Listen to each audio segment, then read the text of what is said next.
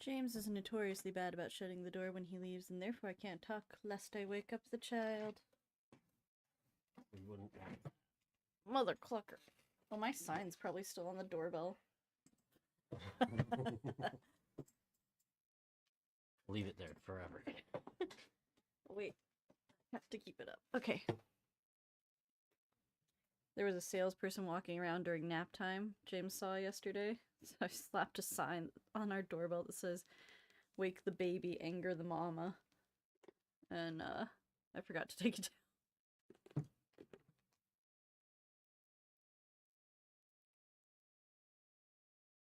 Would you like to move into frame at all? Or you just want to be a lurking creature on the side? Great. Why are you so...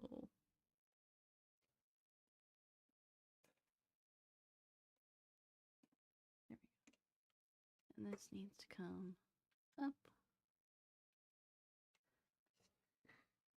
There we go.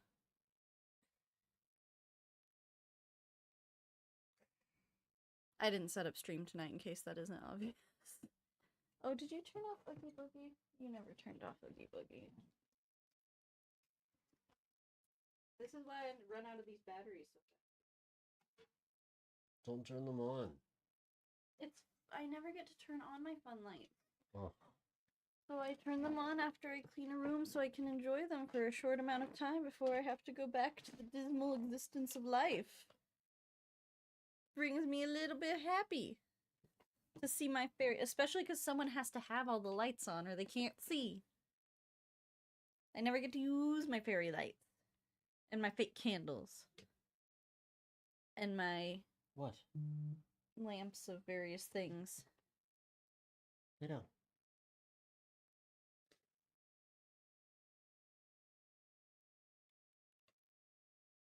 Three minutes. You gonna make it, my guy?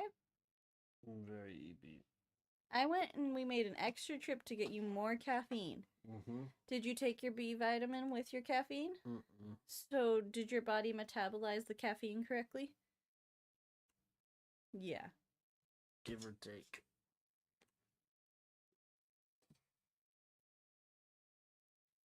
How are we? I'm doing great. No, you are not. It is a miracle you are upright right now. I'm doing great. You took a toddler knee to the throat not 40 minutes ago. Yeah, but before that... I saw it with my own two eyes. Before that, I was laying on the ground having a nice playtime. Yeah. For like 10 whole minutes. You also sat on your head. There were many things that happened in that scuffle. But I'm good. I'm doing great. Other than this atrocious movie y'all made me watch, doing just fine. Guys, listen. The last time I got this angry at a piece of content on this channel, I lost one of our longtime viewers. So...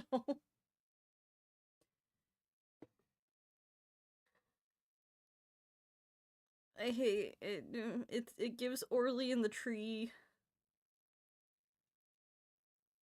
I put it on the vote because I try to include ones that you guys ask for every once in a while, but some people are no longer allowed to request things, and that's just how this goes. No. They can request all the silly movies they want. They aren't silly, they're torture. I was tortured for 2 hours. Oh, you were tortured so bad you fell asleep. My brain literally couldn't take it anymore. At the climax of the movie, my brain just said nope and shut itself off.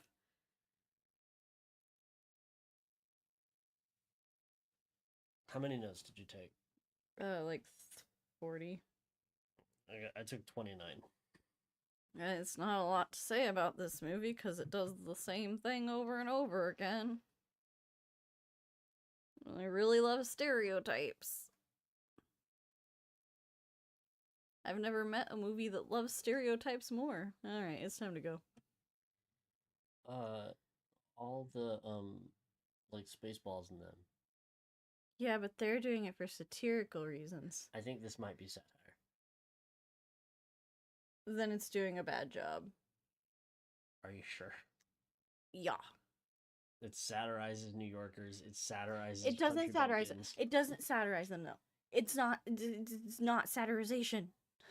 Oh my god, we have to start or I'm gonna lose it. 3, 2. I don't want to rain on anyone's parade. This parade will now be flooded. Especially James's. I let 3 seconds of silence go on. This parade, the one you are presently attending, sudden cloudburst, downpour. I don't... Immediately. Putting a lot of words in my mouth. I'm not putting any words in your mouth. I'm putting rain on the parade. Are you gonna rain on the parade? I thought you were here for the parade. I'm gonna rain all over the parade, but you said you didn't want to, and that's a lie. I don't want to make people feel like the things they love and care about, like bad chicken, are going...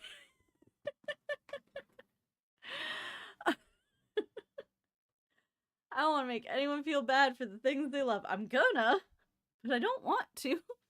I wanted to watch this movie. I wanted to love this movie. I wanted to do lots of nice things to this movie. This movie did not want to do nice things to me back. You're making the camera freak out.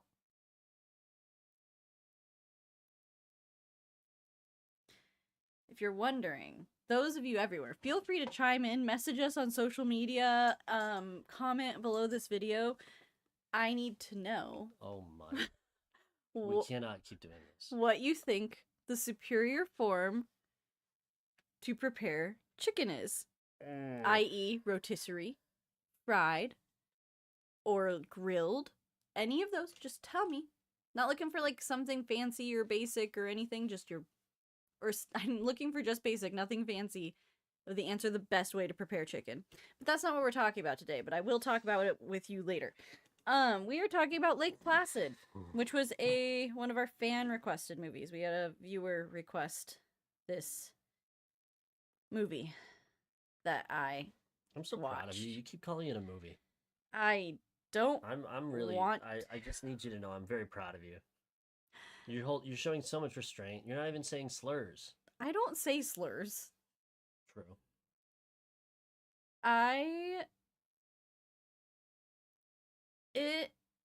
I'd watch Brothers again.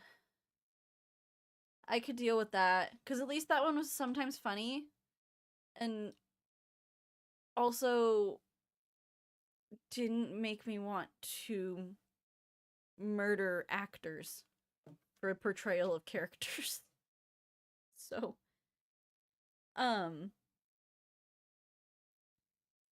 yeah, this is a movie about a crocodile. A really big crocodile. 30 feet. That lives in a lake. And no one knows how it got there. Nor will we know how it got there by the end of this freaking thing. Logistically, sorry, there was a bug. Logistically... It traversed an ocean. Supposedly. And it just showed up. Supposedly. It's an Asian croc. They identified it. That was a theory. They can't confirm that's what happened. Betty White is in this movie, just so everyone's aware. And she didn't get paid enough. I looked. I checked. Know how much the budget was. I don't think any of them got paid enough. Then what the fuck? I looked. I checked because I wanted to make sure. And this is gonna make me sound like stupid because of how old the show is. But I needed to know if Golden Girls came out first before this. I hadn't seen. This was before I saw Betty White in the movie. I didn't. Got you. I didn't see how old she was. If I had seen how old she was, I would have known. But since at the very beginning, I looked because I wanted to make my joke. And so I looked, and yeah, post Golden Girls, she didn't get. If this had been like her when she was younger and she like needed the money, but no, she didn't get paid enough. So we open this movie in Maine, because every horror thing has to exist in Maine. Where the Department of Inland Fisheries and Wildlife officer, Walt. I didn't learn any of these people's names. Just so we're clear. I'm reading them because I literally couldn't tell you one of their names the entire time. Walt is scuba diving in Black Lake. What? This is the expectations for this movie absolutely must be placed on the ground. Because like even just the name of the lake is Black Lake. Mm-hmm. The name of the movie is Lake Placid. Thank you. Like it is a toss up to me as the viewer as to whether or not this movie is on purpose satirizing horror movies of the late 80s, early 90s. Don't feel like it is. Or if it's trying real hard to emulate those movies and just doesn't manage it. I think it's just a campy horror movie. There were a bunch of these that went around, and they're still making them today. So, like, I think you're overthinking it too much instead of it just being a dumb horror movie that people that like stupid, like, campy horror would enjoy. Not saying those people are stupid, I just don't care for camp horror. That is. So yeah, I don't think it's like, I think you're thinking too deep about it. I think it's just a movie that exists. And if I was a horror person, this would be my form of brain candy. Mm-hmm. But I'm a musical person, so my form of brain candy is Glee. No. Arguably worse. No, that gives me anxiety. I love Glee, but it gives me stress. The Amazon Cinderella. The Descendants movies. Those are my brain candy. They're so dumb. They are objectively not great at anything that they try to do. But they got some catchy songs. The people are pretty to look at. It's a good time. So yeah, Walt Lawson is scuba diving, and he's supervised, for reasons, by Sheriff Hank. I'm not saying for reasons that he's being supervised. I'm just wondering why it was the sheriff. And that's when the officer is suddenly attacked and bitten in half by an unknown creature that people will assume is a bear, because that makes the most sense. Not. So my only comment about this scene is going to be a greater commentary on problems that I have with this movie as a whole. In the opening scene, we see the sheriff, who is slightly overweight. Like, he just is a little heavier.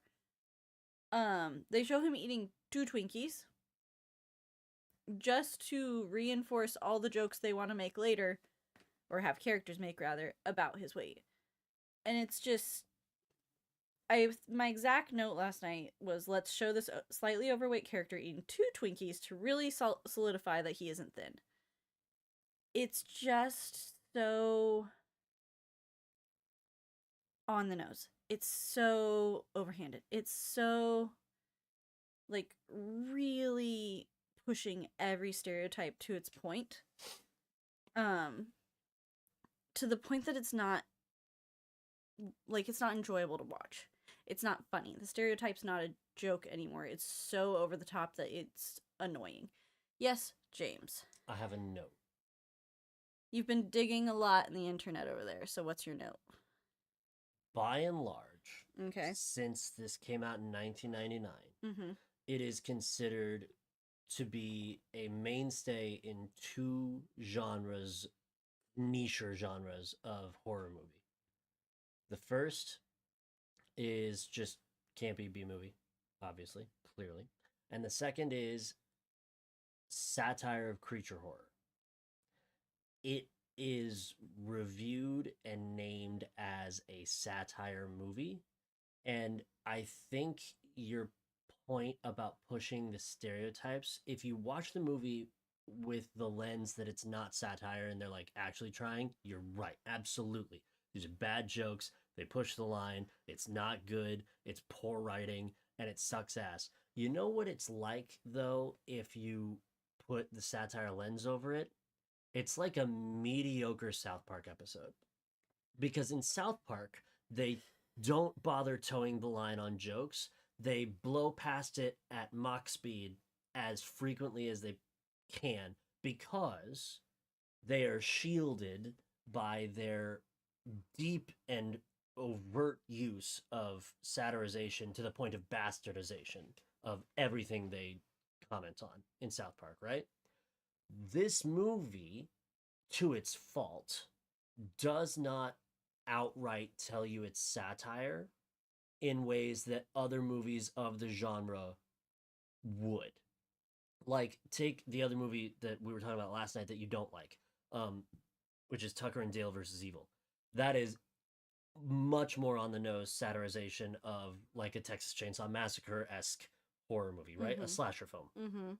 Much more on the nose, but it means that when they go to lean into stereotypical borderlines on jokes, they can do it with impunity and it's not harmful because it's like, oh, haha, look at the dumb thing that we do in the film industry that we can now make fun of.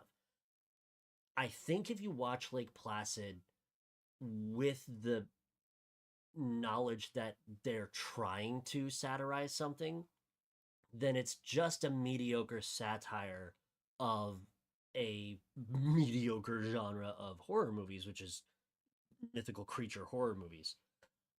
But,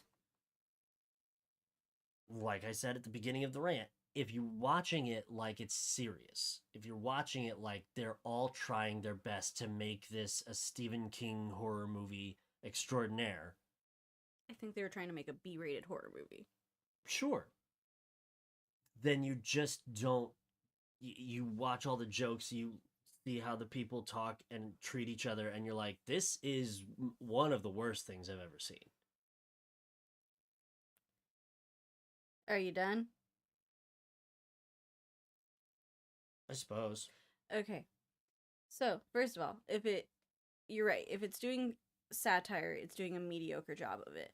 I wouldn't put this as a South Park episode. I would put this more as a Seth MacFarlane show.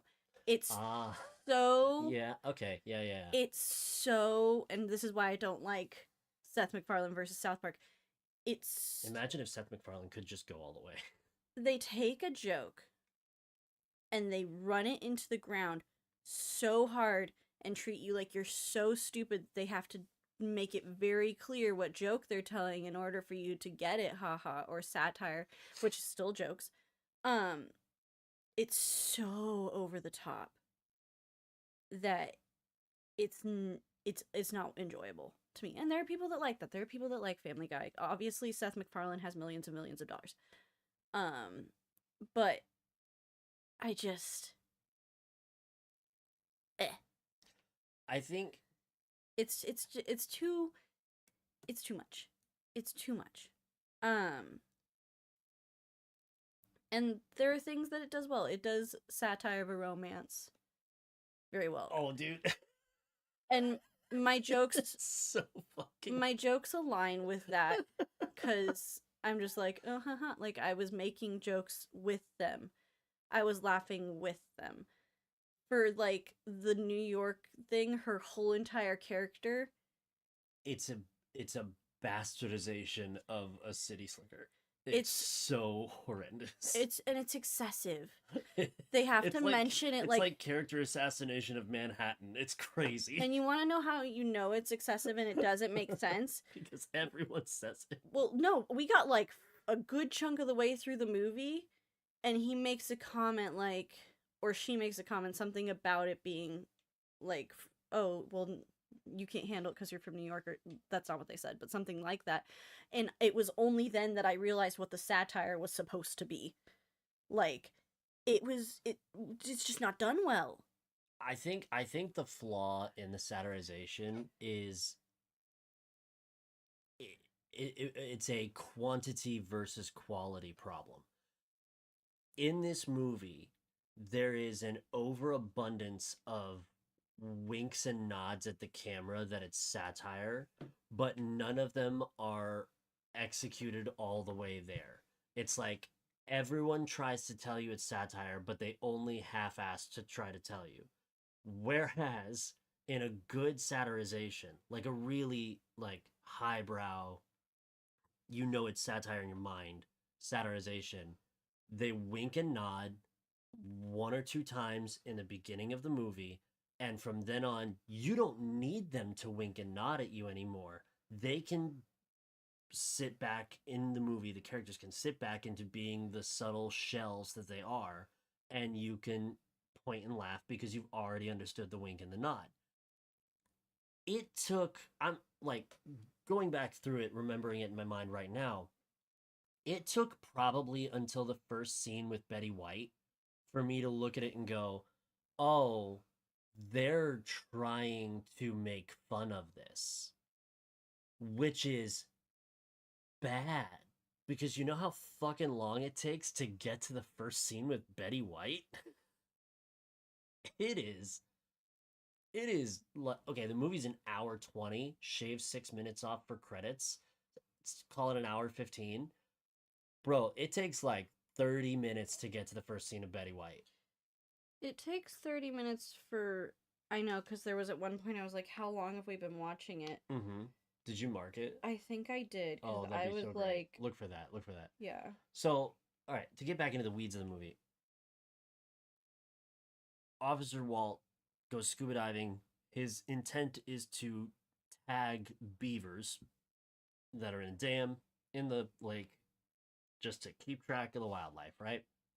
Sheriff's there. He's running the boat. I presume he's there because it's a sheriff's department boat. Why the Department of Inland Fisheries and Wildlife wouldn't have their own boat, beyond me, but that's not important.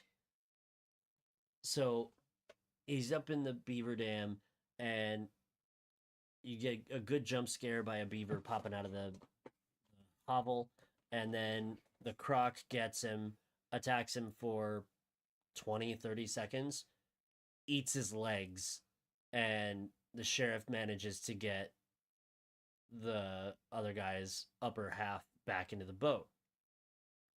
Now, this is obviously this is an incident. Things have to go to the reports have to be filed, paperwork has to occur. And in doing so, we're going to acquire United States Fish and Wildlife Service officer Jack Wells, who will be your everyman who has one face for the whole movie, and it's the face of Bill Pullman kind of smiling at you, like he might want to finger you, but you're not really sure. Also, we're going to get the worst character I've seen in media since the last worst character I've seen in media. Oh, I thought you were going to say Tina. The problem is Tina's serious, and the more I think about how Kelly Scott is portrayed, the more I'm like, it's just not real. So it's just like, what a piece of shit.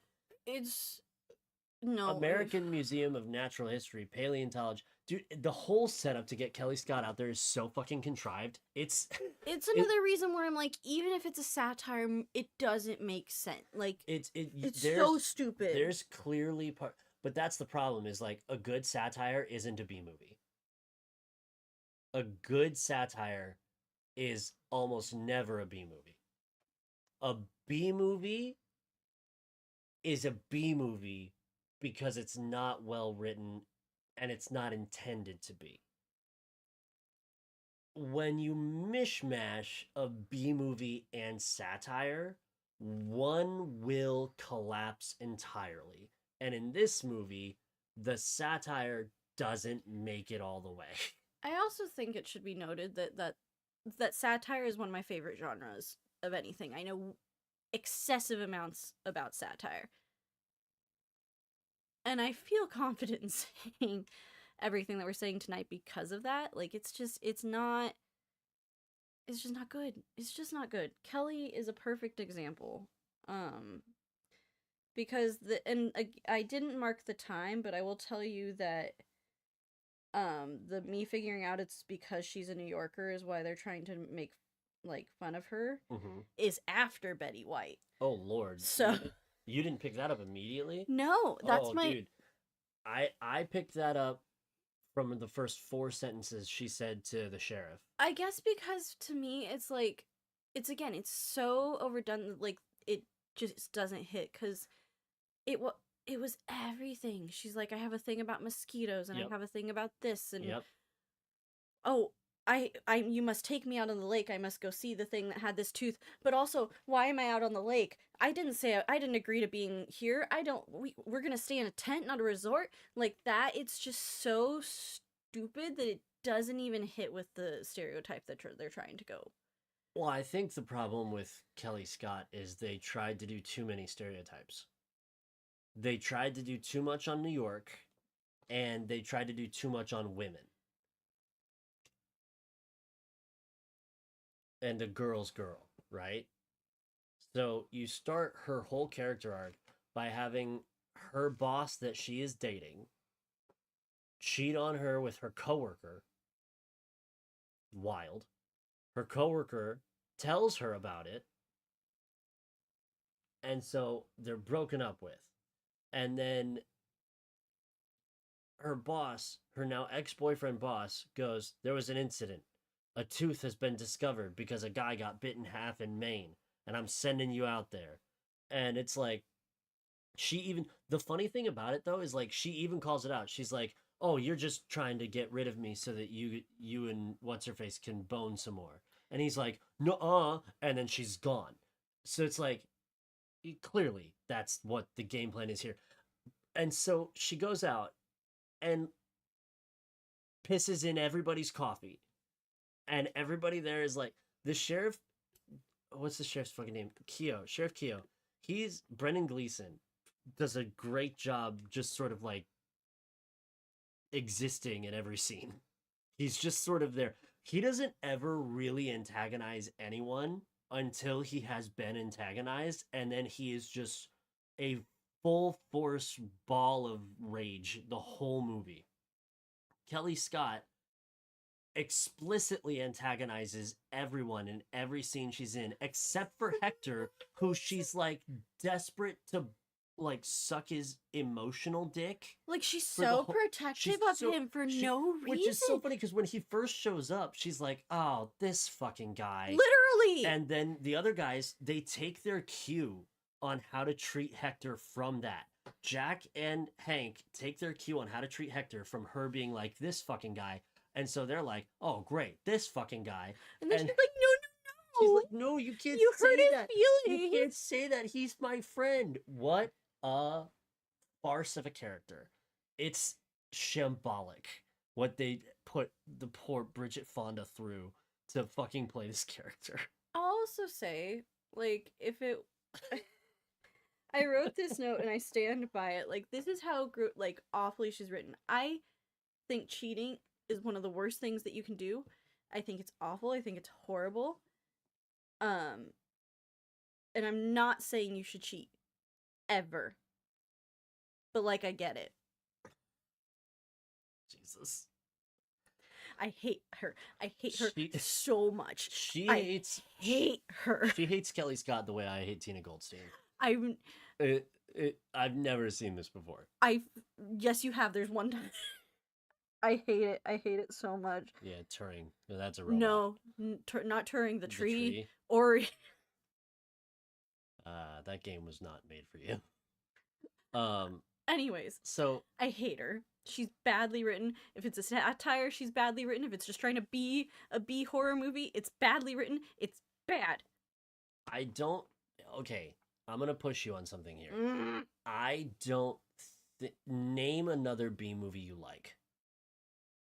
I don't know because are we looking for B horror or just B movie in general? B movie, and then even extra super bonus points if you have a B horror movie that you like. Because I think if you sit here and go, I just don't like B movies, you can't sit here and be like, it's badly written as a B movie. Because it's mediocrely written as a B movie. Well, how about this? You keep telling them the plot because I don't have a lot of notes about All right. that. Well, I do some research because I wouldn't. You might have some B movies that you like, so yeah, go digging. I was like, I don't know, genuinely. If I like them, I'm like, yeah, Yeah. no, it's a good movie. And Lake Placid as a B movie didn't open super great, but it did become like a cult classic in the later years of its existence. So I will. it came back around. I'll also say this is another instance of you being like, no, I'm 100% I'm right. And I'm like, no, I'm 100% I'm right. And we're both technically correct. Gotta love that. All right. Okay. Movies I like. So, for some fucking reason, Kelly Scott is in Maine now from New York, where she will antagonize every person she comes across as being a low IQ, cruel piece of country shit, fuck off asshole. Really playing up her I'm from New York, I'm better than you, and also I'm dainty, and also I'm not built for the outdoors, so you have to pamper me. Rich girl shtick, which she's not even portrayed as or written as a rich girl as far as I can tell. So it's just a misery. Every second she's on screen, every moment she opens her mouth is agony the whole time. It is absolutely a character that if you like what the movie does with her, it will not irk you. If you don't, it's like cheese grating your face. So she's there. They go out and she bitches about camping and she bitches about outside and she bitches about the air and the people and how horny everyone is. And then they're joined by Hector Sear, who is a wealthy mythology professor and crocodile worshiper. And his theory is that it's a freshwater crocodile from somewhere. And everyone's like, you're full of shit, but not for long. They go out on the lake. Hector's got a little sonar radar machine. They're going out in 2 canoes. I don't even know if his machine would work well with using canoes, but that's what they're doing. And they discover a severed moose head, which leads to another pop off for Kelly. Yes. Can I say that actually, like, the gore effects of this movie were actually really well done? Yeah. Like, just, I didn't hate everything. Like, for a movie of its budget, like, the half of the body was really grotesque to look at, and it was gruesome. And the moose head was like really, it just was really well done. So I didn't want, as I'm scrolling through 100 of the most famous B movies to see if I like any, I didn't want to let that pass as a moment to say it did some things well. None of the things it was trying to do, but it did some things well. Carry on. Okay, so they find this head. There's a pop off with Kelly because it falls in her general direction. Then the croc bashes one of the canoes and fires Kelly up and into the sky and then down into the fucking water. So they get back in the canoes, they get themselves sorted, and they get out of there. Then they go back out on the lake again. They go back out on the lake again, and this time they're in the sheriff's boat from the beginning. This time Hector is going to scuba dive with Jack Wells, the fishing game guy, right? So they're down there, they're scuba diving around, they're looking for crocodiles and stuff. And eventually, Kelly will portray now that I'm looking at it through a satire lens, every single thing that Kelly does is satire half-assed, and it's so funny and so stupid. It's not improving the movie's standing to me, but it's explaining why a bunch of things happen. It in some instances, yes, like her falling out of Yeah, literally every vehicle she's vehicle ever she's in. she falls out of. It's so funny. It's so That's stupid. that through the lens of satire is really funny. It's like there's some things they hit, but it's lost in the sea of things they missed. But like it's again why it's not good writing. Even a broken clock's right twice a day. Even though it's not like it's just not good writing because none of her motivations for her character to do anything Oh yeah, makes any sense. Like the fact that she's so protective over Hector for no reason. And it's really funny too because every other character in the movie, oh, this might be another level of satire actually. Walk with me here because I'm gonna go for one here. Okay, I gotta keep going through my list. I'm half listening. In the movie, there are 2 female characters, 3 if we're counting Betty White's character, Mrs. Bickerman. You have to.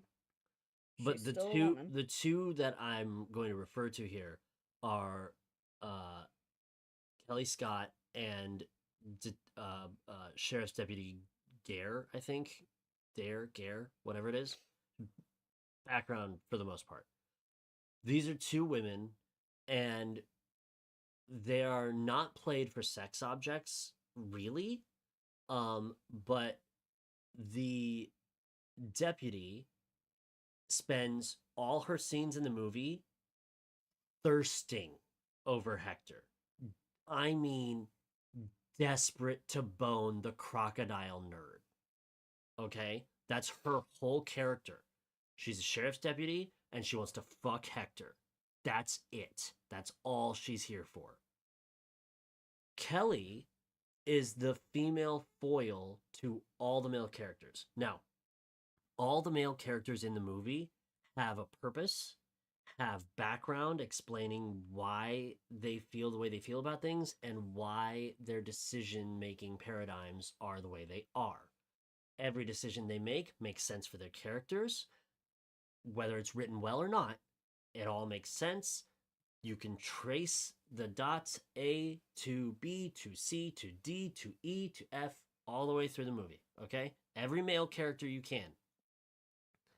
And also for Mrs. Dolores Bickerman, you can track her fucking shit as well, but she's not.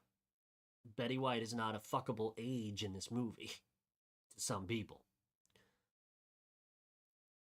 I wonder if in their depths of trying to satirize literally everything they could get their hands on, they intentionally wrote Kelly to not have a single point.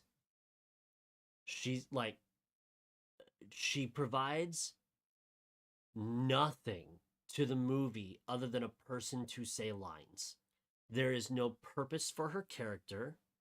She's not even a sex object, although she does have a flirtatious exchange or 2 with Jack Wells. And she has no drive to her character. Whereas all the dudes have explicitly stated and clear drive for everything they do through the whole movie. And I wonder if it's a little bit of commentary on the horror movie genre where women are explicitly played, especially in these sort of creature or slasher movies, women are explicitly played for skin, sex appeal, and buffoonery in general. Like, you think about some of the less campy horror movies. There's 2 types of girl in those movies. There's the whore and the nerd. And Kelly isn't either one. You have your final girl too. There's 3. Oh, that's true. There's 3. There's also Final Girl. You're right. I was like the most important one. But Kelly's none of those 3. No. She is a nerd technically because she's a paleontologist, but her skill set and her background do not apply to anything in the movie. And they tell her that multiple times. Because she sees the tooth and she's like, this is not a fossil. And that's all. That is her contribution to the movie. She's like, this used to be in a living creature, and that is all that I will contribute with my fully functioning, highly educated paleontologist brain. I will continue to be a massive waste of space and energy for the rest of this movie. And then I will stay, even though I don't want to stay and I want to go home, but I But also Bill don't. Pullman's dick, I need it. But I'm not going to explicitly say that. It's just so. I hate her. I hate her so much. I will say though, just because we're on the topic and you've mentioned it a couple times, the relationship satire, viewing it through the lens of satire, otherwise it's just dumb. But even then, I kind of got the joke that they were going for. Like, she's this city girl and he's this backwoods boy and they could never meet, but oh my gosh, it's Hallmark almost. She camped as a child, and so they have something in common because actually the skipping stones. She's secretly outdoorsy, but she lives in the city. She used to be outdoorsy when she was like 10 and feral. So she has something in common with me, and then later on she shows a tiny bit of first aid skills, and that gives her character depth, and it's so funny. Like, that part is genuinely funny because they do it so that one's the wink and the nod that you want. Like, you know, that it's being dumb. Like, there's a good one from Hector too that's actually coming up plot-wise. So Burke, okay, so I apologize, circle back to the plot here. They're out on the sheriff's boat while Hector and Jack are swimming around. So you've got Deputy Burke on the boat, Sheriff Keogh, and Kelly. And these three have sort of called it a truce. They're not going to eat each other's ass out anymore. And then through bump in the night moments, Kelly will fall in the ocean again, or in the lake again. And so this bitch be falling everywhere. They have to go get her, and they finally get her, and then the scuba divers come back up, and they have to pull them up, and then the croc appears, springs itself up and out of the water, and takes Deputy Burke's head clean off. Which doesn't, that's not how bites work, nor is that physics, but okay. I think it could work at, unrelated to this movie, but something I saw on social media today. About biting people's heads off? Yes. Quite literally, yes. What the fuck? And I think it was an alligator, but no, it must have been a crocodile. A literal, like, thing. A crocodile squares off with a hippo, and the hippo just opens its mouth. Now, as you know, hippos are, like, violent murderers. Mm-hmm. And the crocodile goes to, like, square up with it because it's its own apex predator where it is. And it goes to bite the side of the hippo's mouth, and the hippo takes its fucking head off in a chomp. Like, you watch the bone and shit blow out the side of the crocodile's face as it rips a whole chunk of its face off. But was it like a clean break like that? Like, there wasn't like... It was so much pressure, and granted, it wasn't on, like, the neck like it was on Burke, but also it's a B horror movie, so it's like, it's gonna do that. But in the video, it literally, like, split its fucking head in a clean snap and took half its fucking head off. But the hippo was standing still, right? Yeah, the crocodile put its face in the hippo's mouth, and the hippo just crunched. That physics makes sense. My physics of the crocodile is swinging past him, and so the momentum that he would bring with it would bring at least some portion of the body also with the head. Oh, sure, there's gonna be friction in there, but, like, it's a B movie, so no. We don't have an extra $2 million for that. Also, I don't know if I ever said it because we've been talking so much, but there are B movies that I do enjoy. Oh, okay, cool. Like Mac and Me is one, which I didn't know. I don't even know that one. So there are a few that I found on the list. So it's not just me, like, hating you're not all punching B down movies. Cool. Anyways, the fucking wink and the nod from Hector. The Burke dies. They go back to the shore. Hector's, like, setting traps and stuff, and we have, arguments. Every scene is an excuse for the writing team or the writer to try and cram in as many zingers as possible. And some of them are fucking really funny, but situationally they're just not hitting. But I think this movie does genuinely have endlessly quotable material as long as you understand that none of it's serious. Um, so the, Hector builds this big pit trap and puts a bunch of other traps like ankle ropes and shit to try and lure the crocodile up onto land so it'll get got by the traps, right? The way he's going to do it is they throw a little party, the deputies that are there, Hector's there. This is your first instance where the other deputy who really, really wants to fuck Hector is like just genuinely charmed by him. But he's in there, they're dancing together, and he's talking to her over the music, and he's like, being a sheriff's deputy is a really dangerous job. And she's like, yeah, twirling her hair and everything. And he goes, that's just so exhilarating. My, you have just such wonderfully large boobs. And she goes, thanks. And it's like, that's the wink and the nod. That's the good writing wink and the nod where it's like, oh, this is not to be taken seriously.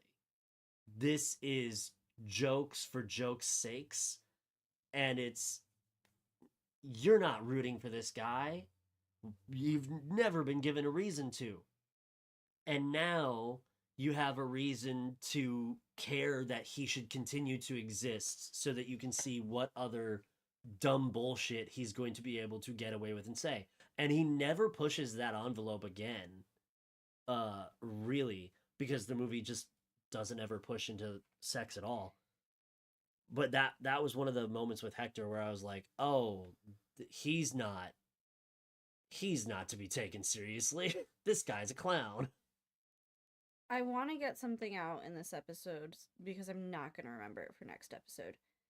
But no character interactions or choices make sense. Not a one. And you can be like, well, no, it's satire. No, because if we're going to keep using the example that people know the most of satire, South Park episode, every this happens so then this happens is That's met. Built into their writing ethos. Like, the plot makes sense. It might be batshit insane, but you can at least track why they're doing what they're doing. Each character has a motivation.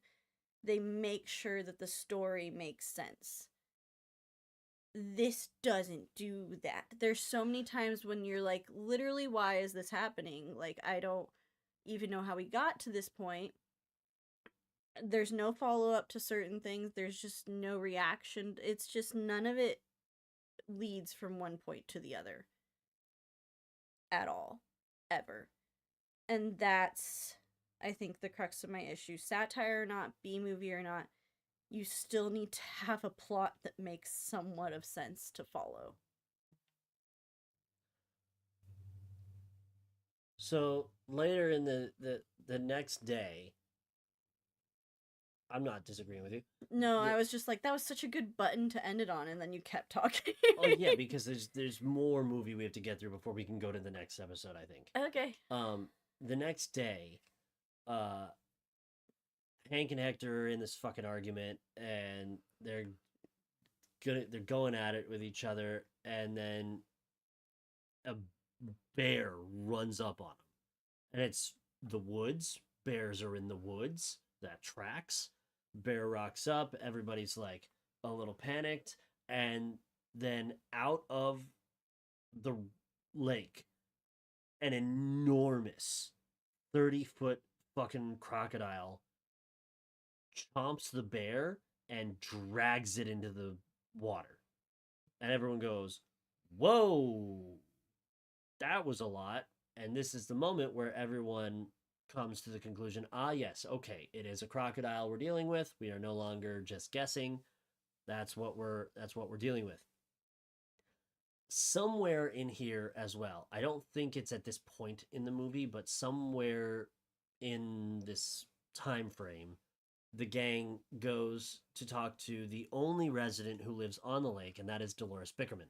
Dolores Bickerman, played by Betty White, has the funniest lines, but that's because it's Betty White, and you would do a disservice to yourself if you handed her script that was ass. Or she improvised them. That could also be a thing that happened. Because they're so funny, they almost feel like they don't fit in the movie because it's just genuinely funny. I will say all of her like lines and character motivations make sense. Yeah, well, like I was saying earlier, all the guys have like the pre-existing built-in lore. Every male character does to explain some of what they're doing and why they're doing it. Kelly doesn't have anything. Her lore doesn't affect her decision making at all. If anything, it hinders it. And then Dolores lays it all out for you. Every time she speaks, she is saying a true thing, except for the moment where she lies. Moments. Moments. Every other scene is them going, "Oh, well, she actually said she actually was lying about that. She said it's this, really." Like, so Dolores tells them that what does Dolores fucking tell them? The first time? You want to know what she tells them? What did she tell them the first time? I'm so annoyed about this because there will be no follow-up or questions or reaction of any kind. She killed her husband. She literally says, "Oh yeah, no, my husband, he's dead. I killed him. He's buried out by the tree. He just kept asking me day after day after day to end his suffering because he got really, really sick, and one day I just did it, and then he's buried out there. You want to go look?" Hit him in the head I'll with go. A frying pan. I hit him in the head with a frying pan. She didn't smother him. She's like, "Nah, I took care of it." She's like, "I can go dig him up if you want to see." Like, the most unhinged ass shit. And then that's it. No, the scene's over. Like, they all show like the faces of the other characters, and then nothing else happens. There will be like, "Oh yeah, no, we took her down to the station for questioning because she admitted to murdering someone." Nothing. Oh man. She just hangs out at her fucking house. That plot is so out of order. Like, I am very, very, very annoyed. I'm very annoyed at it's again one of those moments where it's like, that could have been funny. You like set up the punchline there. I could see you doing something with that. And there's no follow-up. It's just out there. And it turns out she was lying, and that's not what happened. But regardless, maybe if you had taken her for questioning, you would have found out that there was a 30-foot fucking crocodile. And especially since she said that she did it 2 or 3 years ago, and the statute of limitations on murder is way longer than that. It's just crazy. So after the bear attack, they do go back to Dolores' house, and there they discover that they watch her lead a blindfolded cow to the water's edge, holler, "Come and get it," smack the cow on its ass. It starts walking off into the shallows, and the croc rocks up and chomps on the cow and takes it. And they're like, "Oh, that motherfucker's been feeding that crocodile." She knew about the crocodile. She didn't tell us about the crocodile. Yeah, and so then she unveils the information to the group when they go to confront her about it, that one day 6 or so years ago, this crocodile just showed up. They fed it some scraps, and it just kept coming back, and so they continued to feed it stuff. And then at one point, horse got loose, I think it was, and the crocodile went for the horse. The husband intervened, got in the way, got, and that was that. So now she just on occasion feeds the crocodile. So that's where we should probably wrap this episode. It's just, I mean, does it make sense to you? Are you following along? Because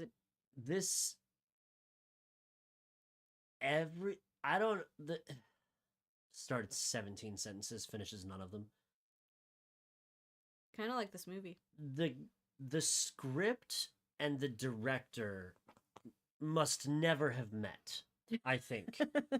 Because the script has a bunch of genuinely funny lines and genuine, like, if you change the tone of a scene or change the tone of a character or literally just change the delivery of the line, you don't even have to change the words themselves, just change the delivery of some of these lines, and you've got comedy gold here and there, flecks of it in the mud, which is how you get a fucking gold rush. Like, there was potential all throughout the script. And then the director, like, wiped his ass on the script a few times and was like, what if everyone was just a massive cunt to each other the whole time? Everyone's so mean. Every character is violent with their tongue. Just vicious, cutting, cruel to a point that is beyond normality. Malice. Vile line deliveries. Not a slight against these actors. They all act a lot. And like Bill Pullman, Bridget Fonda, Oliver Platt, Brendan Gleeson, Betty White, like, those are big fucking name actors doing a little B movie. Like, these are talented people. And every time they speak, it's just the most knives out, not the movie, violent affair. And man, I feel there is so much wasted potential in the script specifically because there's so many lines that are really fucking funny. And they're just delivered so poorly. But I don't feel it's the actor's fault. I feel it's the director not seeing the potential there and driving it into the ground.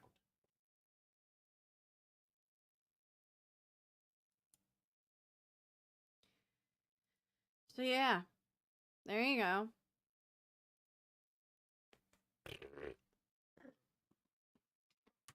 Oh Jesus! What happened?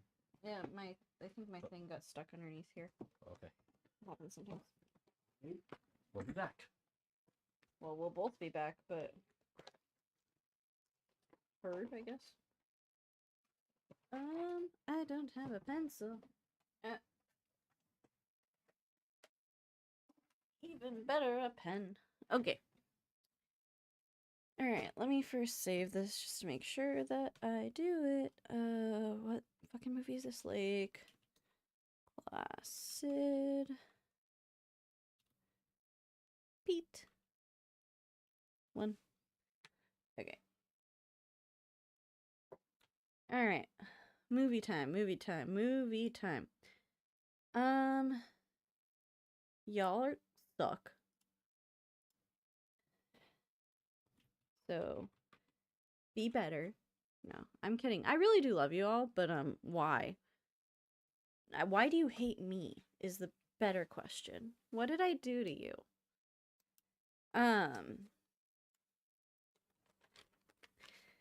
Alright,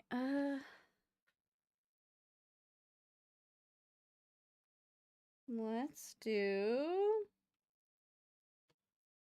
I'm trying to finish up some of our, like, longer running things, like James and the Roald Dolls. So we're gonna do that one again. I'm not just picking these for no reason, guys. We did Wicked.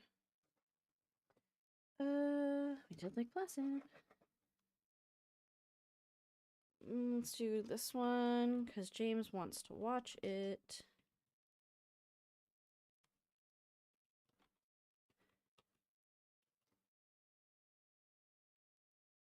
Sorry if I'm bumping the mic. I have to type under it, and I'm trying not to, but... we did Moana 2.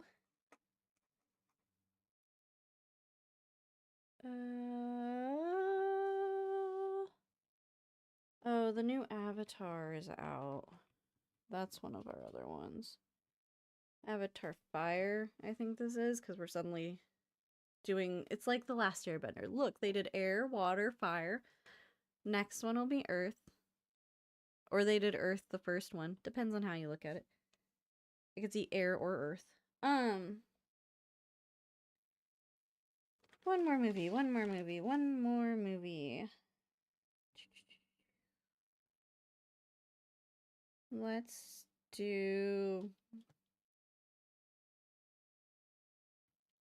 do this one. Throw in an animated in there for you.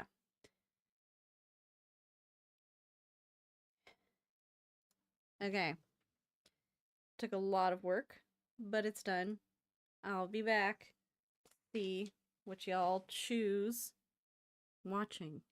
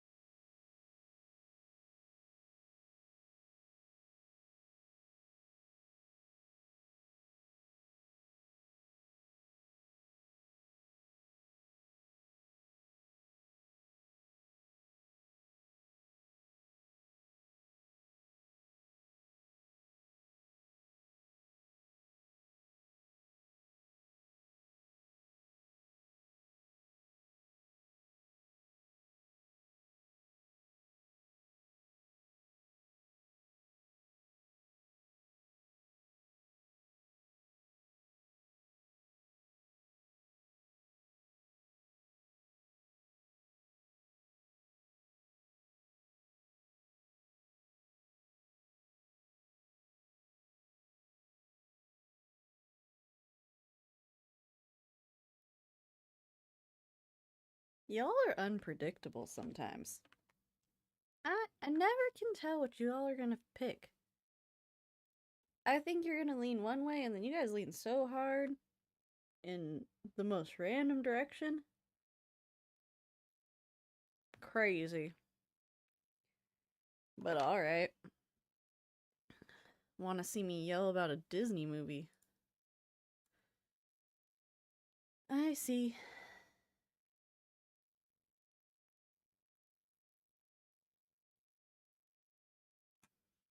I see, I see, I see.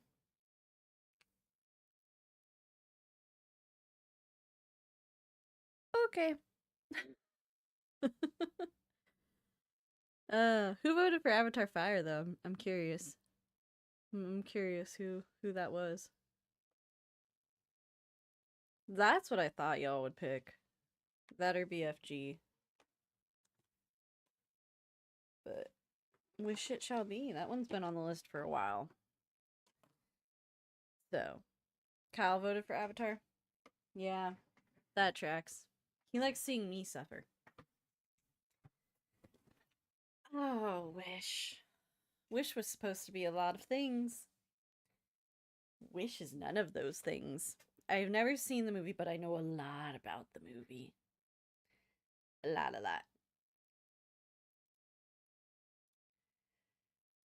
You guys are in for a good stream. James knows nothing and has seen nothing. So you're getting both. You're getting both sides of the coin there.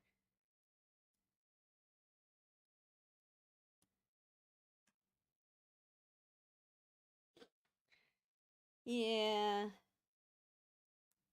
I won't be suffering through Wish. I will be insufferable through Wish. Ugh. I have so many thoughts. I have so many thoughts about this movie, but I'm also excited to see how James reacts to the movie because he knows nothing other than I told him it's bad. It's real bad. Just waiting for James. He had something he had to take care of, so you are stuck with the world's worst staller in streamer history. I am bad at it. I used to sit there and read news headlines and live react to those. Green Gorilla / Rokai. He remembers those days.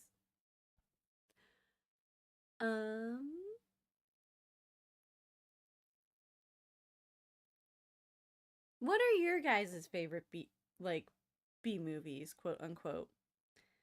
We know Breeze / Nightmare chick. We know hers. What are some of y'all's favorite B movies? And also, wait, did anyone answer my question about chicken? I was too busy talking. Chicken. Okay, I prefer crispy chicken, but I cannot make it myself. Fair, agreed. I can't make it myself either. But crispy. Now, are you talking about like fried chicken? Because fried chicken is, in my opinion, and apparently lots of other people's, except no one James knows, fried chicken is the better version of all chicken. Like, it's better fried. Period. It is the superior way to prepare chicken. You gonna look at me? You gonna look at me in my eyes and tell me if someone's like, here's this grilled piece of chicken, or here's this battered and fried chicken. You're gonna pick the grilled piece of chicken? And not for health. Not like, oh, it's better for you, it's healthier for you, blah, blah, blah, blah. Which one is better? Not better for you, just better. You would take that over the other one if you had the choice. Chicken.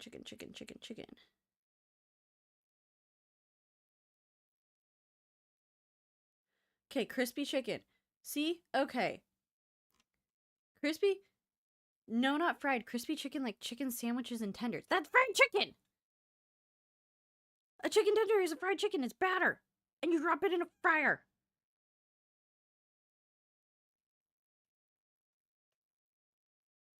And chicken sandwiches is also technically a form of frying chicken. Like, if you're talking like the ones at Chick-fil-A or Cane's or anywhere like that, that's fried chicken! Kyle is on the lowest tier. That is the worst kind of chicken. Oh, this again. Well, you wanted me to stall. Yeah. I should have guessed that's what was gonna happen. I should have fucking guessed. Oh, what one? Well, Bree likes crispy chicken, said no, not fried chicken. I don't give a fuck about the fucking chicken debate. I give a fuck about what movie we're watching next. Oh, Wish. I don't know what that is, so that'll be. It's the Disney 100-year of like animation studio movie. Oh, so it's gonna be a visual feast? No. Oh. Uh-oh. No, oven cooked chicken is so bad. That's the easiest way to dry out a chicken. If you do it wrong. Hence why it said it's the easiest way. We're not getting into this again. We've been fighting about it for 24 hours. Fried chicken.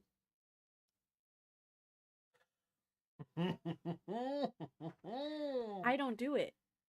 I've only been prepared it. So if you want to prepare me, and I will promise to be brutally honest, not because you made me the food, not whatever. If you want to prepare me oven-baked chicken while I am up there, we can do this. Prove me wrong.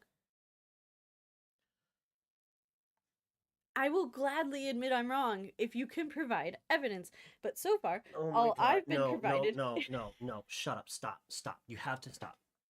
You are asking for a science experiment to prove a truth that cannot objectively be proven. Because, listen, some people like their steak well done and with ketchup on it. And yeah, you think about that and that's wrong, but that's what they like. And food is something that is deeply subjective. Oh, but I like fajitas. I like fajitas a lot.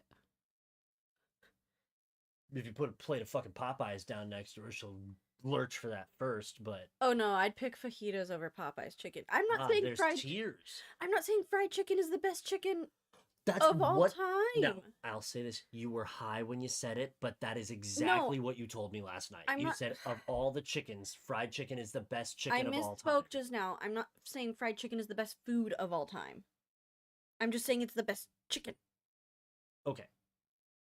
We're on the same thing again. Anyways. Like, for example, if you gave me chicken fajitas or steak fajitas, I'm going to choose the steak fajitas over the chicken fajitas. Because steak fajitas are better than chicken fajitas. Anyways, like Placid.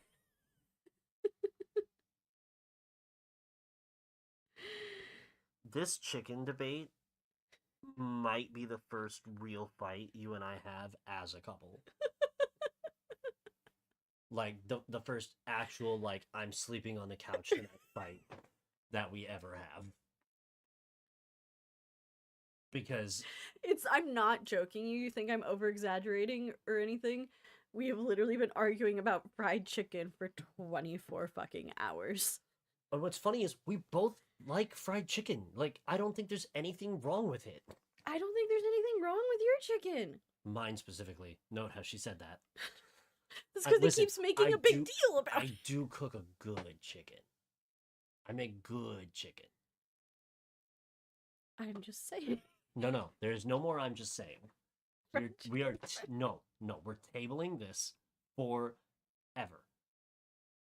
I'm never gonna fucking talk about it again. I'm going to ask everybody I come across from now until forever what form of chicken is the superior way to cook chicken. Everyone will be asked. I will take notes. Listen, it is still my favorite thing that you asked the people you grew up with, your siblings who grew up in the same house eating the same foods as you, half the time. You asked your siblings, and all of them said the exact same thing as you, which is just the least scientific way to try to get the answer you want. I don't know a lot of people, James. Hey, I don't have a lot of friends. Hey, honey, this might be a stinging comment. You're approaching this debate like a Republican approaches creationism. That's why I said I'm going to ask everyone I come across. Because I I will get all the fucking data. I said it. I'm That's good. taking notes. I have a count. So that eventually, 6 months from now, I can come back to you and say, see? Fried chicken is the superior way to prepare chicken. Yeah, according to those people. We polled 100 people. And 50 of them said that fried chicken was the best chicken. And 50 of them said it was tasteless trash that was dry. I'm gonna lose my fucking mind.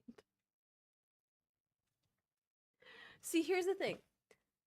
I'm willing to admit if someone proves me wrong, I could provide you with hardcore proof that I am right, and you will still say, no.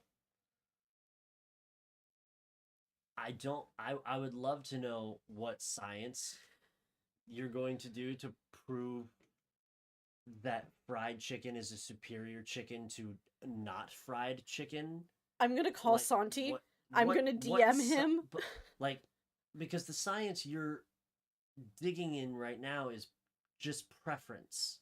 And preference isn't science because everyone has different opinions about everything. There's billions of people and billions of different preferences.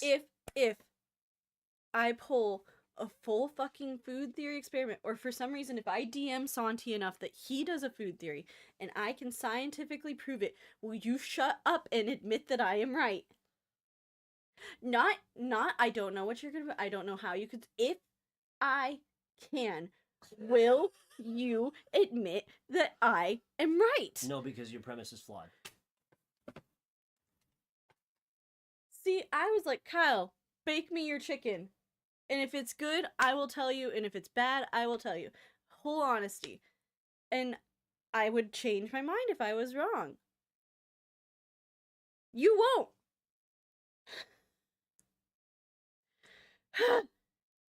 Okay. Ready to talk about, like, See, plastic? now I'm approaching it like a Republican, and I'm going to deny that climate is changing. I will deny the science if you provide me science. Because I don't believe you can find the science. I'm gonna... It's a joke. It's a joke. It's a joke. That is a joke. You ready to talk about Lake Placid? I'd love to talk about anything other than chicken.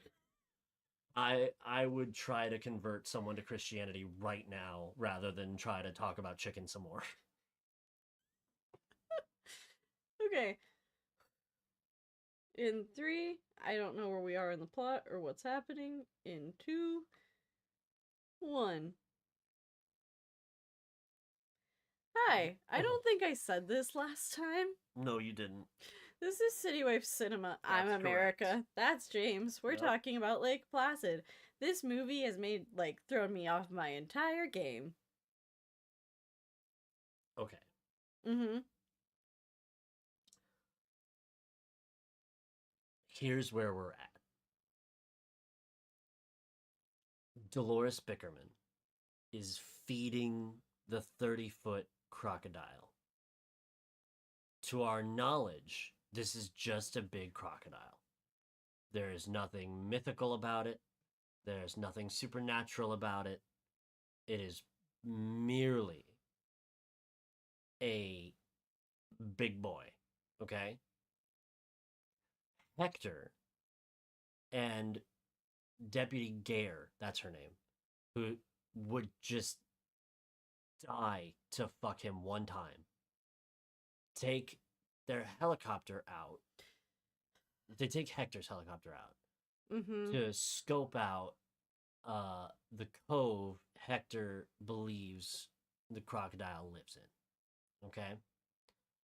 Now, Gare doesn't really know that they're going to land, so when they do land on the water, because it's a pontoon helicopter, she goes, "What are we doing on the water?" And he's like, "Obviously, we're checking out the den." And she's like, "But that's dangerous." Like I said, she's a fucking useless character.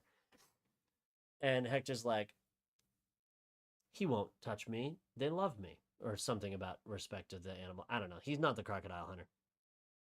Rest in peace.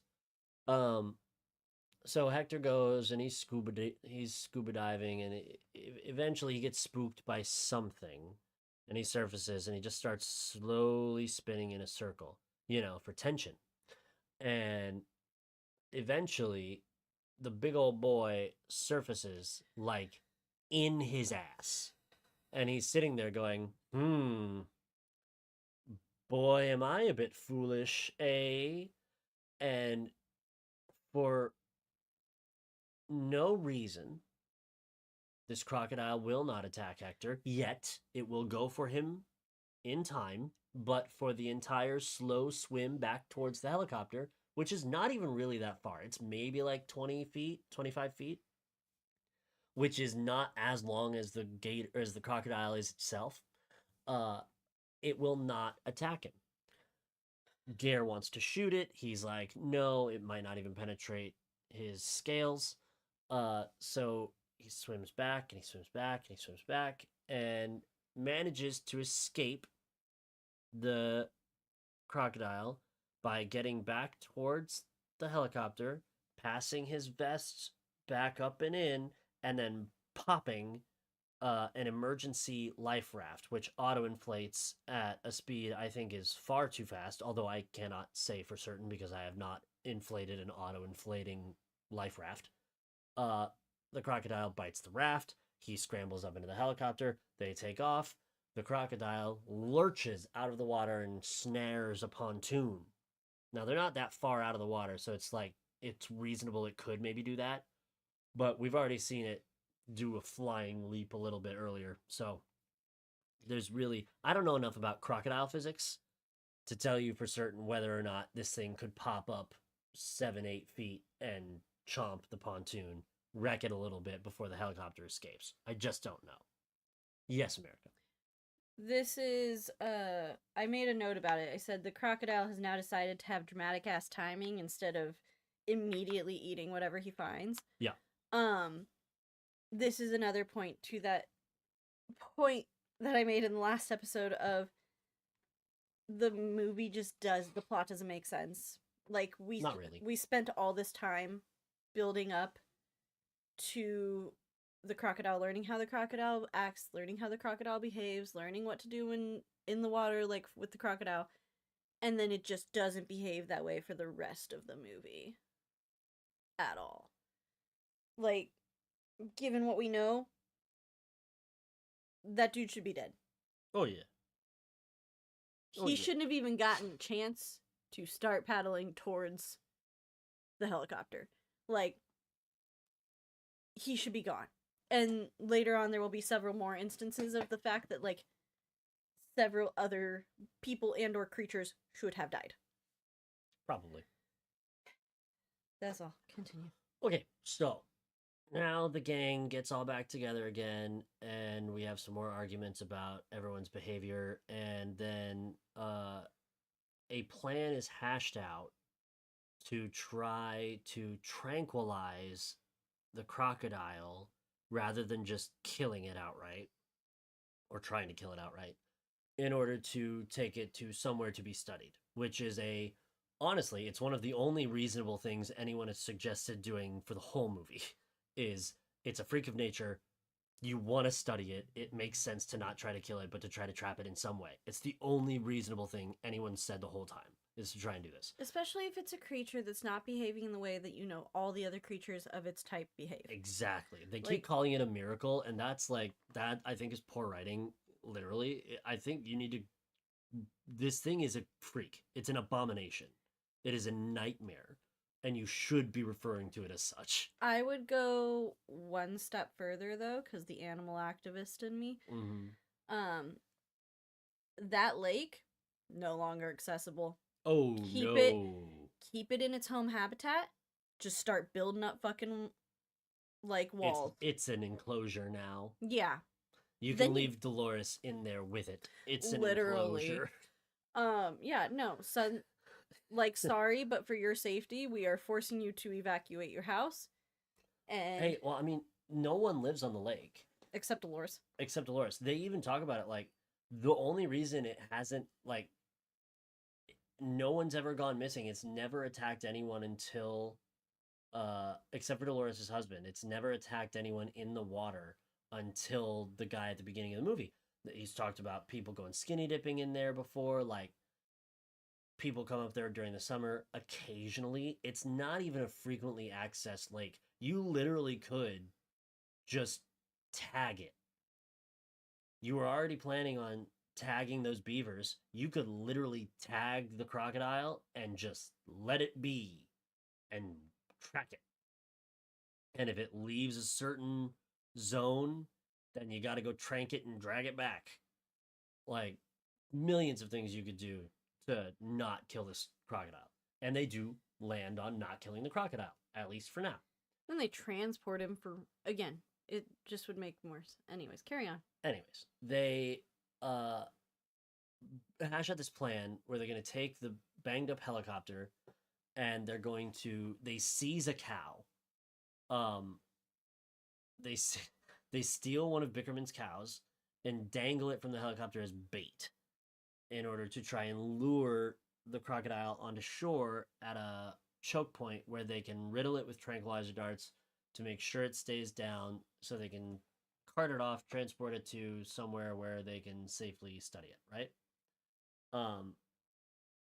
So they're out there for like, I don't know, 8, 9, 10 hours trying to get the croc to go after the cow, and it's just not working. The croc's being elusive, it's not going for it, it's just hanging out. And eventually, through some sort of fucking oopsie, Hector crashes his helicopter. He has shown himself through the whole movie to be a competent helicopter pilot. And the helicopter, the only damage done to it thus far is a punctured pontoon that does still work. So, for no reason, out of nowhere, Hector forgets how to fly, dumps the cow, and crashes the helicopter straight down, destroying it, leaving it a mangled wreck, and stranding himself in the shallows, standing atop the helicopter, stunned, and no one questions what happened.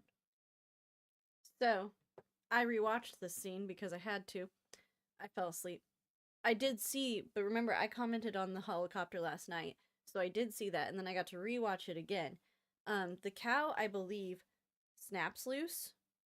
I don't think he drops it. It snaps loose, but then yeah, absolutely. After the cow snaps loose, he just into the water. Like it.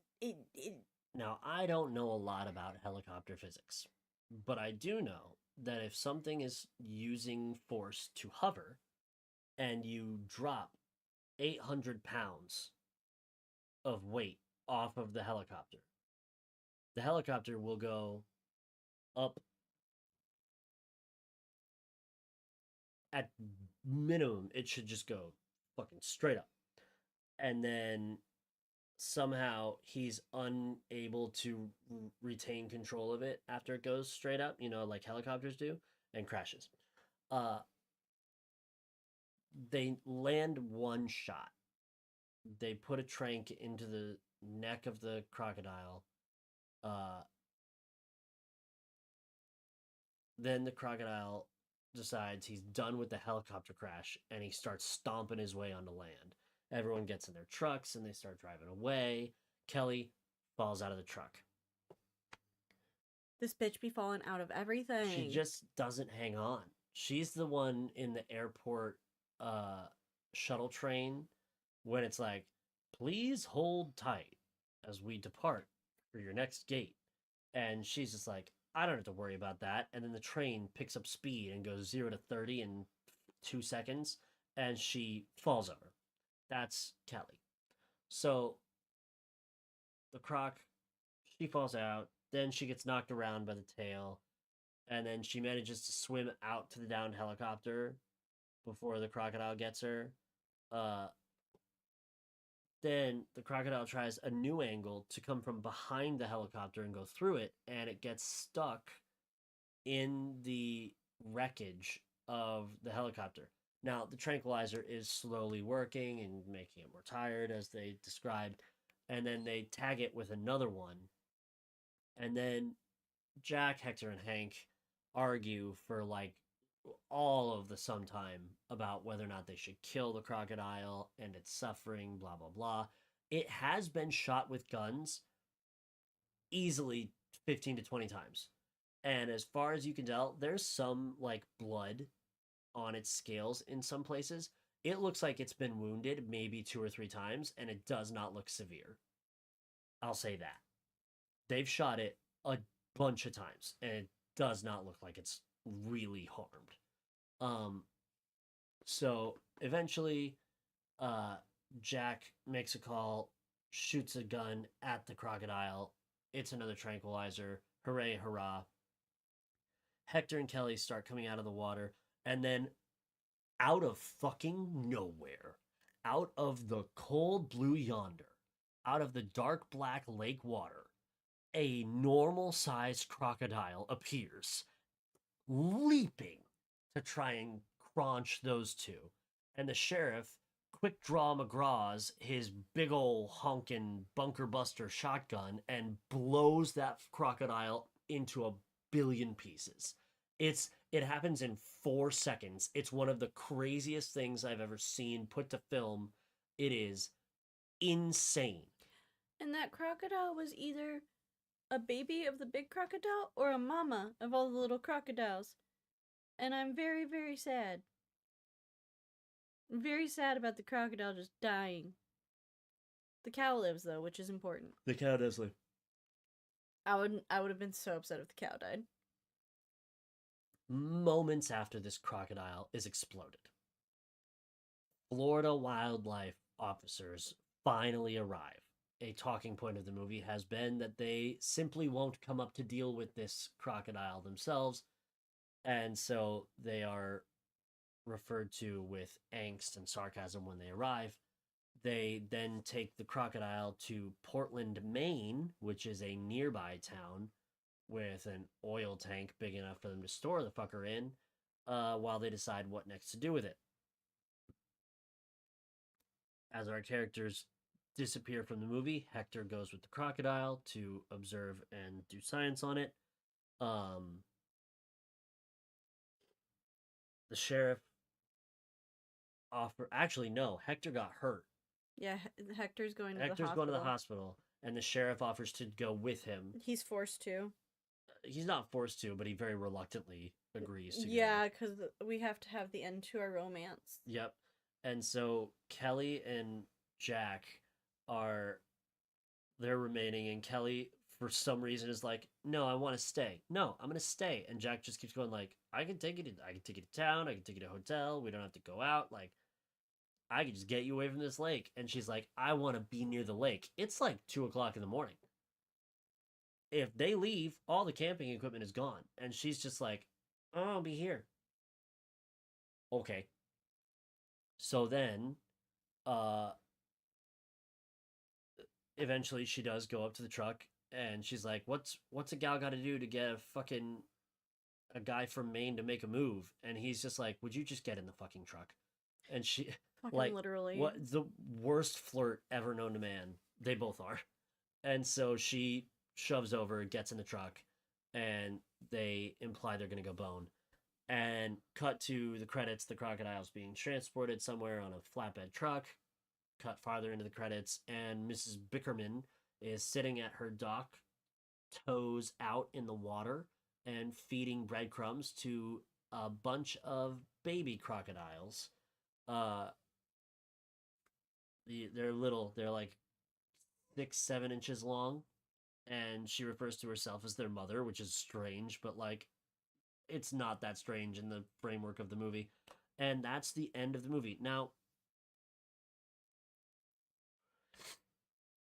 it needs to be pointed out. Mm-hmm. The movie didn't really hit at the box office. What? It did. Sorry. Carry on. Didn't hit it. You got to take it easy. It didn't hit at the box office? It made about half its budget back opening weekend, and over the course of its box office run, it did make its budget back, and it nearly doubled its budget. So it at least made money, and it became such a cult classic that they made like 7 more of them. And all of them are much worse than this one, according to the ratings on IMDb. So listen, this is a movie that tries to do too many things with a extraordinarily talented cast, a director who shall not be named, and a writer who sometimes hits, sometimes misses. I think if they had had a better director, the movie would have been more well received, because I just think you don't he just did such a poor job interpreting all the good parts of the script and making them all the worst parts of the script. Yes, America. Do I want to know what the director did? I don't know, do you?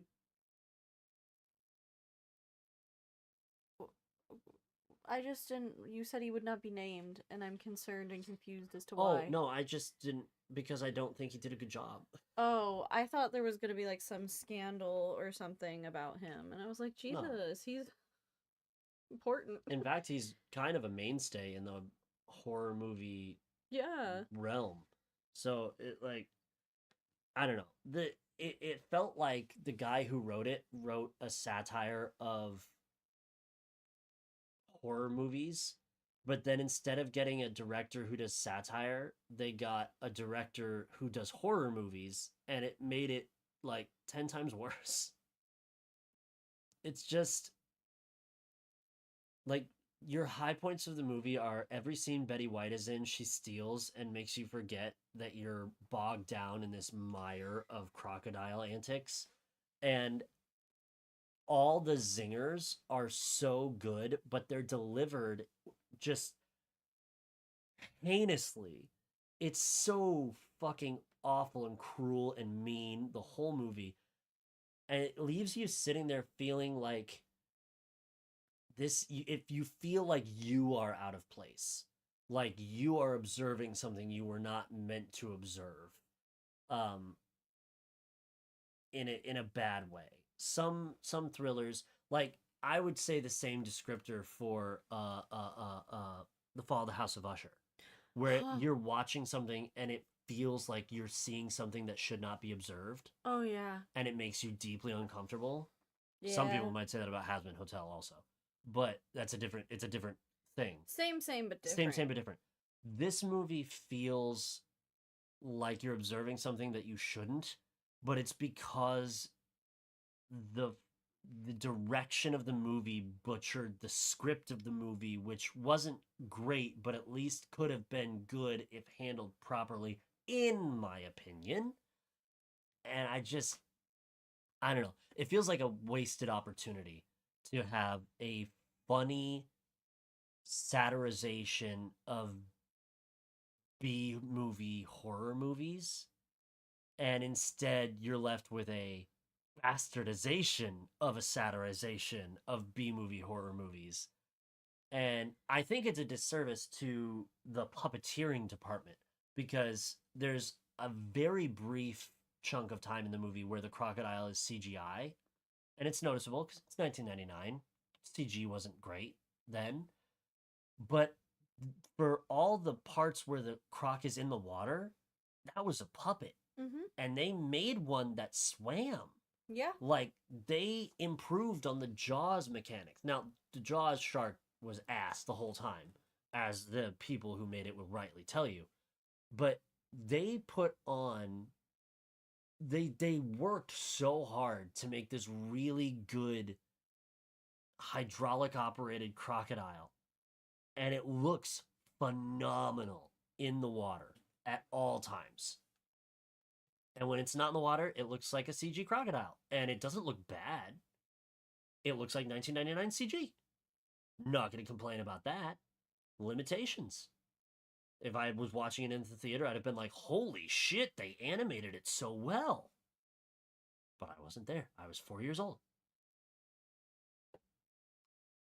Very much feel like it's a wasted opportunity for something good a la Tucker and Dale versus Evil. I have two things to talk about still that have nothing to do with the plot. Go for it. One is it's not to open up another controversial topic, Uh-oh. but do we think collectively that Betty White can actually like act, or do people really just enjoy watching Betty White do Betty White things? And I only ask this because I genuinely don't know. I cannot think of a single thing Betty White's been in where she hasn't been Betty White. So, curious. Just food for thought on that one. Because this movie is a question of that. And then the other thing that I had that's a complaint that has nothing to do with the plot or the acting or anything is a personal thing that really bothers me about any type of media is when you have bad sound mix. Oh my god, I didn't even fucking talk about it. Holy shit. Where it's like oh my god. We were sitting there and we have to keep the TV relatively down because, you know, this is a small house and the child is like right there and the walls are paper thin, you can hear everything. So we can't turn the movie up super loud. But for the first time in my life, I genuinely had to watch a movie with subtitles because I couldn't hear what they were fucking saying. No matter, like, literally how high I turned it up, I could not hear them. And then, in comparison, the score or any sound effects were so loud that it was, like, the complete opposite side of the spectrum. It was horrific sound mixing job. Yes, James? Is this about sound or Betty White? Yes, it is about sound. Okay. I would have to defer to other people on the topic because I'm not a horror movie savant, and I'm especially not a B-movie horror movie savant. But in my limited time watching those films, it is, to me, standard practice to have the action sequences and the jumps and the thrilling sequences be scored up much louder than the rest of it. So I do wonder if it's one of two options. One, it's just shit, and they did a bad job, and it's just shit. Two, is it just shit on purpose because they're satirizing the genre, and so they're pushing that trope of quiet, nigh indiscernible dialogue and loud bullshit thrill sequences to such extremes that the home viewer is sitting there going, gotta fucking turn it up, gotta fucking turn it down. Like, is that an in-joke that we're just not in on because we're not in that world too much? Or is it actually just ass? I don't know. I'm gonna address both sides. As far as are they satirizing and that's why it's always been? I think yes, but at least to my knowledge, it's not ever nearly this bad. But like you always, even horror movies today, you always make things like really loud when there's a climax because it gets people's hearts racing. Exactly. It does something physically to your body while you're watching the movie. However, a lot of the older creature film era movies, if you will, were that way because we simply didn't have the tech to make it as balanced back then. And if we're satirizing that's not like really a great way to satirize the genre because it was more technology hindrance. Now, yes. No, nothing. Okay. If that's not the case and it's just bad or what have you, like it's so bad that it's almost unwatchable at points. Yes, I would agree. Like, if you're satirizing, you did it too much, again, with like much things with this movie, if you're not, what the hell happened? Like, pure, like, it's just, it's really bad. The more I think about the movie and like lines or interactions in the movie, the more I am convinced that this was a excellently written satire and just a abysmally performed satire. Because I think about, okay, think about all of the intro to Sheriff Keo. Almost every sentence he goes is like, was that sarcastic?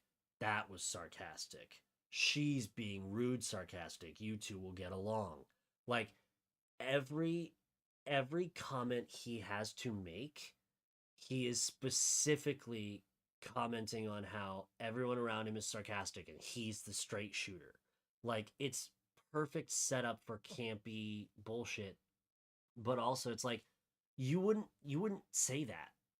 Like a person wouldn't just keep saying shit like that. Not everything is sarcastic. However, in the movie, in the script, every comment that's made is just laced with sarcasm. So I don't know. Back in the day, Roger Ebert, one of the most famous film critics of all time, gave it 1 out of 4 stars and called it like completely wrong-headed from beginning to end. I don't. I think it's a bad movie you can have fun watching. Like it's a movie I would design a drinking game for that would obliterate people. Like it's just I think it's fun but ass.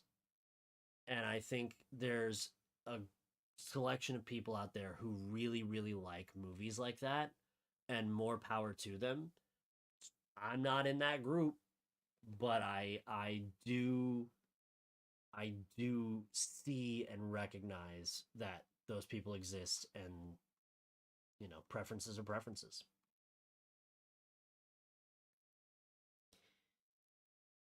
What a stupid fucking movie. Yeah. No matter what it's trying to be, it's bad. I think that's my big overall take, is no matter what it's trying to be, it's doing a bad job. I like how I talked myself into being convinced that the script is actually okay and in some points quite good as a satire script, and that it really is the fault of the director that it falls apart. You can, whatever helps you sleep at night, but I just, yeah, we're gonna watch another movie coming up that was supposed to be a lot of things and simply is none of those things. But you can see where it tried to be all those things. I feel like we've been on a kind of bender of those between Moana and we've been in a series of shit fuck off movies. well, not even shit fuck off movies, just movies that were trying to do a lot of things and then failed at like 90% of those things. So if anyone doesn't know what I'm talking about, we're going to be watching Wish, which was supposed to be like Disney's magnum opus, 100 years of the animation studio thing. And looks like it was pretty mediocre. It just wasn't that at all. I think it could have been. There were there, and I was talking to our live stream about it while we were waiting for you, James, but I know a lot about this movie and what has occurred with this movie. And I think it could have been great. And it is simply not that. Devastating.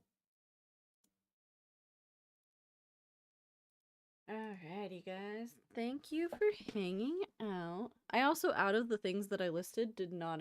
Was telling them this too. I never know how they're gonna vote sometimes.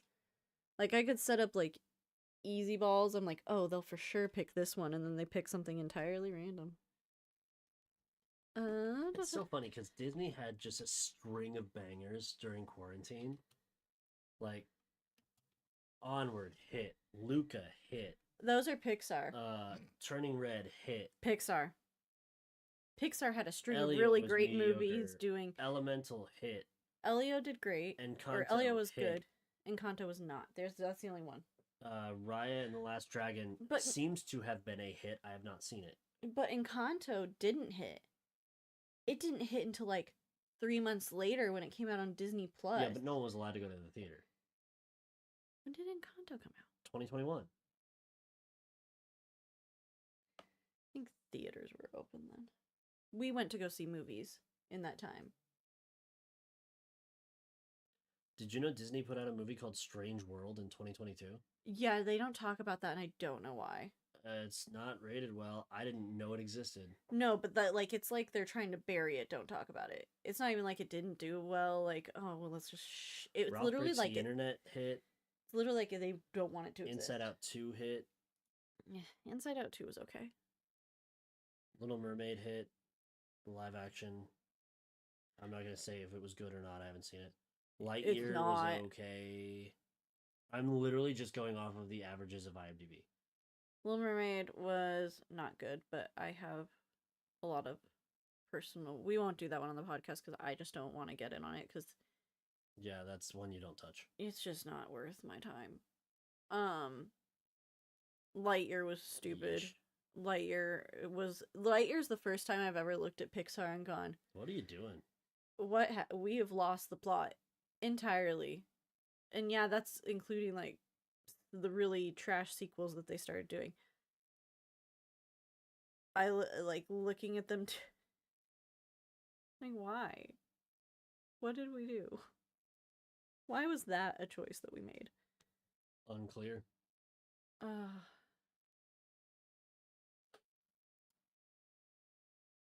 Luca was such a good movie. Encanto was so good. Luca was good too. I don't think Luca gets enough love. I don't think Onward gets enough love.